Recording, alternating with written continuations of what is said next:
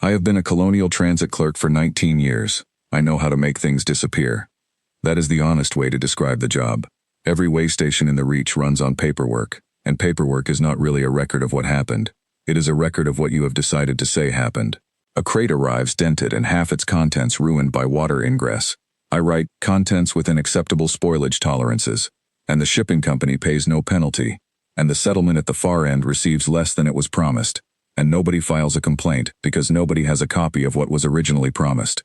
A family of 8 arrives on a refugee manifest, listing 6. I press a 6 into the ledger, and the 2 extra people are not processed because they do not exist, and whether that means they are turned away or absorbed into the camp's informal population, or something worse, is a matter I do not investigate, because investigating it would require writing something down. A consignment labeled medical supplies arrives heavy and rattling in a way that medical supplies do not rattle. I write, medical supplies, consignment verified, and the rattling is someone else's concern. I am good at my job. I have never been reprimanded. I have a small office with a window that looks out over the landing field, and on clear days the light through the dust turns the whole plateau amber, and it is very nearly beautiful. And I have told myself for 19 years that this is enough. Waystation Threshold was built to process 40,000 refugees at peak capacity.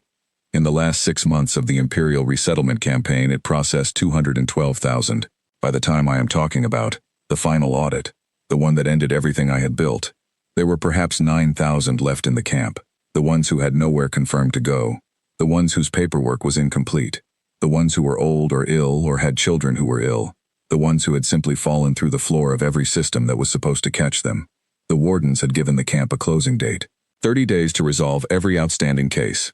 After 30 days, Threshold would be decommissioned and the remaining population would be transferred to regional clearance facilities, which was a phrase that had appeared in one official communication and then never appeared again, replaced in all subsequent documents by resolved through standard imperial procedure, which told you everything you needed to know. It was on day 18 of the 30 that the cargo drone arrived. It was a standard resupply drone, fully automated, sent from the manufacturing hub at Caliver Station with cleaning materials and dried rations, and a replacement heating coil for Block 7. I processed the manifest while the drone's cargo bay opened, and the manifest was correct in all particulars except that one of the crates, marked cleaning compound 40-unit drum, was 3 kilograms heavier than a 40-unit drum of cleaning compound should be. I noted the discrepancy in the intake log because I note all discrepancies. That is my job. Then the dock steward opened the crate to verify contents and stepped back and looked at me, and I walked over, and inside the crate, surrounded by packing material and a single folded thermal sheet, was a child. She was small, silver-skinned in the way that veteran children are, with the faint iridescence at the cheekbones and the temples that means the pigmentation is still settling. She was perhaps 4 or 5 years old, by veteran developmental markers, though I am not a specialist and I will not guess at numbers. Her eyes were pale amber, very large, and she was looking up at me the way a child looks at something they cannot yet determine is safe, not frightened, not calm either, somewhere in between, waiting to see which way the situation resolved.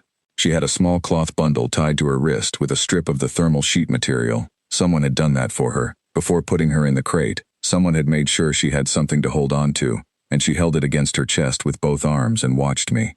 I stood there for a long moment.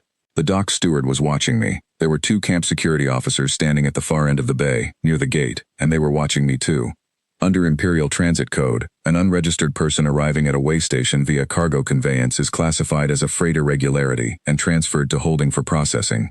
Processing for an unregistered veteran child with no manifest, no family claim, no colonial sponsor, and no documentation in a camp that had 12 days left before final audit. I knew exactly what processing meant. I had been processing things for 19 years. I knew how to make them disappear. I turned to the dock steward. Cargo discrepancy, I said.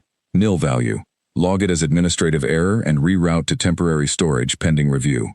The dock steward, who had worked with me long enough to know that when I said something in that particular flat tone it was not a suggestion, wrote it down. The security officers went back to their posts. I carried her to the storeroom behind my office myself. It was not a dramatic decision. I did not have a speech prepared in my head. I simply picked her up and she was lighter than I expected. And she smelled faintly of engine oil and the cool mineral scent that crates acquire in transit. And she did not cry or struggle. And I walked with her through the administrative corridor and into the storeroom and set her down on a folded emergency blanket on the floor. Then I went back to my desk and sat down and stared at the intake log for a long time. The problem with being good at paperwork is that you understand, precisely and without comfort, the dimensions of every problem you create for yourself. 12 days. The wardens would conduct a final inventory of all camp assets, including storage. I would need to account for every item in every room I was responsible for. An unregistered veteran child in a back storeroom was not an item I could account for by writing cleaning compound in a ledger. I would need something more durable than a discrepancy notation. I would need a record that could survive scrutiny, not a forgery that merely delayed a question, but a document that answered it permanently. I brought her food that evening from the staff canteen. She accepted it without speaking. Veteran children have a voice register that is mostly subsonic at that age. The audible portion is a soft click hum that functions as acknowledgement rather than communication. She clicked softly when I set the food down, and again when I brought a second blanket. And when I left, she was sitting with her back against the wall and her bundle held in her lap, and her amber eyes following me to the door in a way that I did not look at directly, because if I looked at it directly, I would have to decide what it meant, and I was not ready to decide that yet. The wardens had their own administrative office at the far end of the camp. Chief Warden Asselin ran a tight operation. He was thorough, humorless, and not unkind in the way that people who administer bureaucratic violence are sometimes not unkind, meaning that he did what the system required, without personal pleasure, and that was, apparently, the extent of his moral ambition. He had 3 deputies and 2 auditors, and they were working through the camp's outstanding cases at approximately 40 per day, which meant that on current trajectory they would not finish in 12 days. But Asselin had made clear that the schedule would not extend, which meant some cases would simply not be resolved, which meant standard imperial procedure, which meant the thing nobody was writing down. On the 3rd evening I began drafting. The Colonial Birth Register was a live document, maintained centrally and accessible to transit administrators for the purpose of verifying claims. It was not, under normal circumstances, a document that transit administrators were authorized to add to. But I had access credentials for the verification portal, and the verification portal and the registration portal were different interfaces for the same underlying system, and the system's access controls were built on the assumption that a transit administrator with legitimate verification credentials would not attempt registration, because there was no reason a transit administrator would ever need to. The system did not restrict what it had not imagined. I am good at my job. I gave her a name on day 4. I took it from the old veteran naming conventions in the Colonial Ethnographic Register, a reference document I had never opened in 19 years of filing, and I chose something that sounded like the soft click hum she made when she was settled, when she had eaten and had her blanket and her bundle and the night was quiet, Selah. It means, in the nearest colonial translation, the sound a thing makes when it is where it should be. I am not a sentimental man, but I had to call her something in the documents, and that is what I wrote. She learned my schedule within 2 days. Children do this. They are practical in ways that adults forget to be. She knew when I would come with food and when I would come to check the room, and when it was safe to sleep and when she should be very quiet, and she arranged herself accordingly. And on the 6th day when I sat down on the floor beside her while she ate because my back had been bothering me and the chair in my office had given out 2 years ago and I had never submitted the replacement request, she pressed her shoulder against my arm and clicked softly once and went back to eating. I sat there for longer than I had planned. The ledger work was painstaking.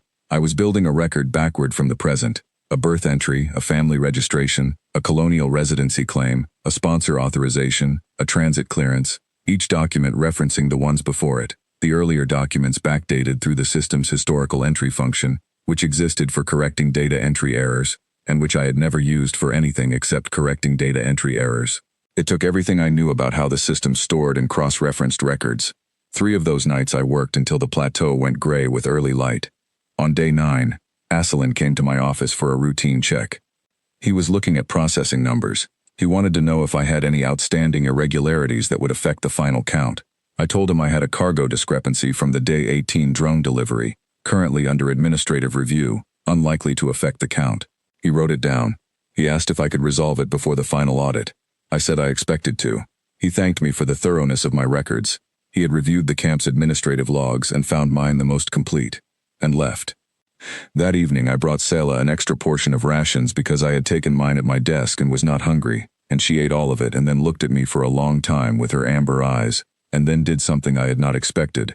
She held out the cloth bundle. Not offering it, I understood, not giving it away, but showing me, opening it slightly so I could see what was inside. There was a small carved disc of pale stone, a piece of glass that had been rubbed smooth, and a strip of fabric with a pattern on it that I did not recognize. Things someone had put in her hands before the crate. Things from before. She watched me look at them and then folded the bundle closed again and held it against her chest. And the click she made was low and brief, and I do not know what it meant in Vethran, but I know what it meant. Final audit was day 30. I was ready on day 29. Asselin arrived at my office at 9 in the morning with both auditors and a printed summary of outstanding irregularities. The cargo discrepancy from the Day 18 drone was the last item on the list. He asked me to produce it. I handed him a file. Not a single sheet. A complete file, the way a complete file looks after years of proper maintenance. Tabbed, cross-referenced, clipped in sequence. It contained a colonial birth registration for one Sela, entered in the colonial registry 14 months prior. Family designation linking to a colonial sponsor residency that had lapsed due to administrative error. Transit clearance issued at origin and verified through the waystation intake system. The cargo discrepancy notation reclassified as a transit routing irregularity now resolved. Every document referenced the ones before it. Every reference checked against the central system because I had put everything in the central system. It was not a forgery. A forgery is a thing that pretends to be a record. These were records. The auditor went through the file twice. Then he opened his tablet and checked entries against the central registry, which confirmed what I had entered, because it was what I had entered. Then he looked at Asselin. Asselin looked at me. I met his eyes and kept my hands flat on the desk and said nothing.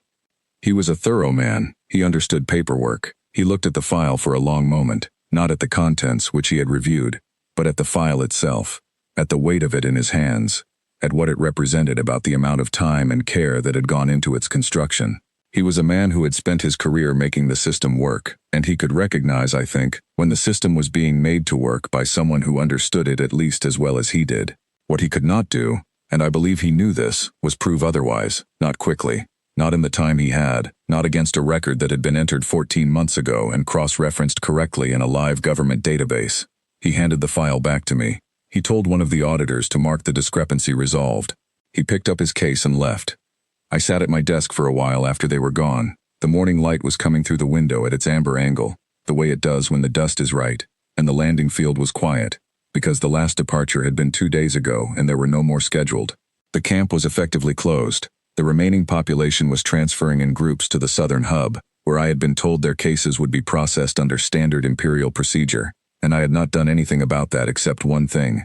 I had logged every name, every face, every intake record I had access to, in a private archive on a separate drive, because the court systems in the outer territories were slow and uneven, but they were not nothing, and names in private archives had a way of surfacing when conditions changed, and I did not know what that would amount to, but it was the only other thing I could do. Asselin did file a report. I learned later that it cited anomalies in my records management and recommended a supervisory review. The review concluded 8 months afterward, by which point I had already been reassigned to a desk audit position at a different station. A lesser post, smaller office, no window, and the Vethran Resettlement Authority had, by then, established a colonial presence with legal standing to process family claims, which meant that the registration I had entered for Sela held up under 3 separate challenges from the Imperial Records Office and was confirmed valid on each occasion, which is what happens when you build something correctly. She is 11 now, by colonial reckoning. She lives with a Vethran family group 2 systems over, placed through the Resettlement Authority once the legal standing existed, with the registration document as the foundational record of her identity. I received one communication from the resettlement coordinator, a form letter confirming successful placement and thanking me for maintaining accurate transit records. I keep it in my desk. I have a smaller desk now, but it still fits. What they logged as nothing changed everything. That is the simple truth of it. Everything I had built over 19 years, the window, the reputation, the quiet competence that let me make things disappear for people who needed things to disappear. I spent it on one line of ink. The name of a small silver-skinned child who pressed her shoulder against my arm on the 6th day and clicked once, softly, meaning something in a language I will never fully understand. I do not regret the transaction. I want to be precise about that, because precision is what I know. I weighed it. I understood what I was trading and what I was purchasing. I made the entry with my hands steady and my eyes open. And when it was done, it was a permanent thing, unrecallable, a fact in the world, and a fact is the only kind of thing worth trading everything for. My new office has no window. The light here is fluorescent and even, and it tells you nothing about the time of day. I process freight audits for supply chains that do not involve people, which is quieter work and requires less of a certain kind of attention. I am still good at my job. I have 19 years of practice and one morning of practice in something harder. And the second kind of practice is the one I think about when the fluorescent light hums and the day runs long, and I am looking at a number in a column that someone needs to decide is acceptable. A number in a column. A weight on a manifest. 3 kilograms over the expected measure of a thing declared to contain nothing. I know what I would do. I have already decided.